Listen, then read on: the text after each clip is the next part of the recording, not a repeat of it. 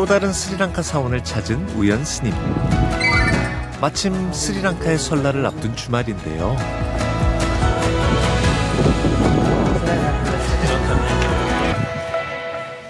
අවුරුදු නේද? ඒකනේ නේද? කිරුතර නවෙලා කිරුතර වෙලාවට නේද? 스리랑카에서 오신 남마키티 스님이시라고 하는데 우유를 끓여 복을 비는 스리랑카식 설 풍습이라네요. 20여 년 전 한국에 온 담마키티 스님은 스리랑카 이주민들을 위해 이곳 사원을 지었습니다. 우연 스님과 인연이 닿았던 오래전부터 꾸준히 이주민들을 돕고 있는데요. 우연 스님이 이제 12살에 처음 봤거든요. 30대. 네, 이제 30대 되고 이제 저는 40대고 스님 30대고 이주민을 지원하는 불교 활동가로서 먼저 그 길을 걸어간 담마키티 스님에게 우연 스님은 묻고 싶은 것이 많습니다. 한국에서도 제가 보니까는 스리랑카도 그렇고 다른 나라에서도 와서 어려운 환경에서 사는 스리랑카 안에 이주민들이 많이 있더라고요, 스님. 그분들을 어떻게 우리가 얼마나 도와줄 수가 있습니까? 아니면 많이 봉사라는 자체가 또 그런 거 자체가 이제 참 어려운 거잖아요. 그렇죠. 네, 그래서 맞습니다. 처음부터는 사람들이 사실 환영은 해주지 않아요. 네. 무조건 이제 버티는 거. 어떤 일이 일어나도 이제 버티는 거가 이제 1번이고 네. 해나가려고 하는 거. 네. 이 두 가지인데 중요한 건 제대로 한번 뭐든지 배우고 네. 그것을 연구하고 그렇게 가는 것 같고. 이토록 이주민들에게 마음을 쓰는 까닭은 무엇일까요? 한국도 단일 민족 국가이잖아요. 강한 민주의식이 있거든요. 그래서 우리 모두가 피부 색깔이 다르다고 자별하고 그럴 필요가 없습니다. 왜? 다 불성 갖고 있는 부처님이라고 한국에서 말해요. 한국 불교에서 말합니다. 타향살이의 외로움에 때로는 이방인이라는 편견까지도 견뎌야 하는 이주민들의 현실. 모두가 어우러지는 세상이 되길 발언합니다. 며칠 후 우연 스님이 다시 먼 길을 나섰습니다. 이젠 익숙해진 제작진을 향한 깜짝 제안. 신기하게 보여드릴까요? 아니, 농구 선수인가요? 손 크잖아요. 저보다 손이 큰 사람 한 명만 만났어요. 제가 지금까지. 손이 커서 나누는 마음도 넉넉한 걸까요? 한 주 만에 다시 찾아온 굴의 화엄사. 지난 방문 때 미처 만나지 못했던 그리운 인연을 찾아온 곳인데요. 반갑습니다. 네. 잘 네, 지냈어요? 네, 잘 있습니다. 오랜만입니다. 그래요. 우연 스님에겐 언제나 따뜻한 그늘이 되어주는 소중한 인연이라는데요. 네, 우리 사형 스님입니다. 저도 항상 고민이 있고 하면은 항상 여쭤보거든요, 스님한테.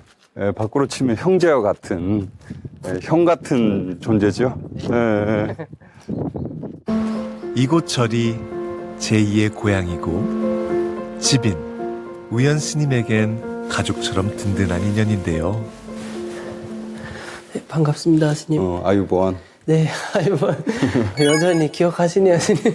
유일하게 아는 스리랑카 말이지. 자, 차라도 한잔 합시다. 주로 타인의 고민을 들어주는 우연 스님에겐 오히려 고민을 털어놓을 수 있는 친형 같은 스님인데요. 제가 조금 선방에도 조금 가고 싶고 한데 그거 한번 여쭤보겠습니다. 공부만 하면서 좀 스트레스 받고 이러는데 그만두고 가고 싶다 차라리. 스님께서 조금 네. 뭐 들으나 마나네. 차 한잔 해. 네네. 불교를 양분하면 남방 불교와 이제 네. 북방 불교 나뉘는데 각기 이제 장단점이 있겠죠. 네. 그래서 스님은 이제 남방 불교 출신이지만 또 남방불교의 좋은 점을 어렸을 때부터 알았고 또 이제 커서는 이제 우리나라에 살면서 또 북방불교의 또 정수를 배우면 네. 더욱더 이렇게 좋겠다는 생각이 들어요. 내가 어디에 있든지 간에 네. 혹여 시끄러운 뭐 시장 바닥에 있다 손 치더라도 내가 그런 간절함이 없으면 네. 뭐 맨날 시간만 허송세월로 하는 거지, 그죠? 네. 도리어 더욱 정진하라는 깨우침을 얻었습니다. 몇 시간 후 아이고 반갑습니다. 오랜만입니다. 좋은 옷을 입으셨네요. 아유 감사합니다. 우리 딸이 30년 전에 입었던 건데. 아 그러게 오래된 겁니까? 그렇지. 아 우리 딸 기억하셔요? 아 기억하죠. 옛날에 하암사 있을 때 영어 가르치신 거를 덕분에 조금이라도 영어를 합니다. 행자 시절 절에서 공부를 도와주셨는데요. 아 들어오십시오. 이렇게 많이 아, 모았습니까? 지금 올 작년에 네. 11월 달에 보내고 그 그러니까 뒤에 아니- 모은 거. 초등학생들에게 요긴한 각종 학용품인데요. 학생들을 지도하며 쓸만한 것들을 모아둔 것이랍니다. 학교에서 잘 애들이 쓰다가 버리는 건데 거의 그걸 모아가지고 베트남도 보내고 이렇게 하셨거든요. 짜투리 쓰고 나면 아이들은 짜투리를 안 쓰잖아요. 그러다 보면 크레파스도 이렇게 도막도막이 돌아다니는 거. 그런 것을 제가 이렇게 해서 케이스에다 다 담는 거예요.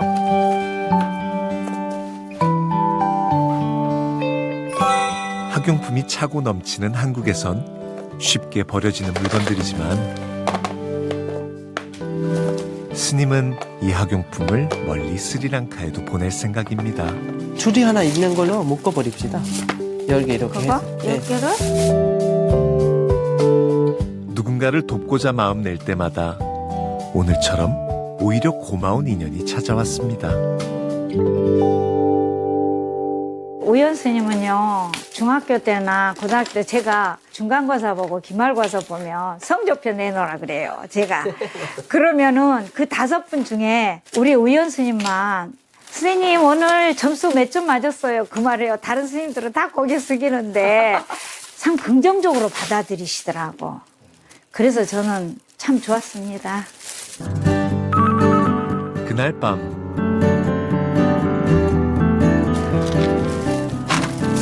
낮에 받은 학용품을 챙겨 일부러 멀리 양주까지 달려온 우연 스님. Samantha 있노 얘기들에 랩이라고라 얘들 이스코리티나 버리야 이러네. 잘 지냈어요?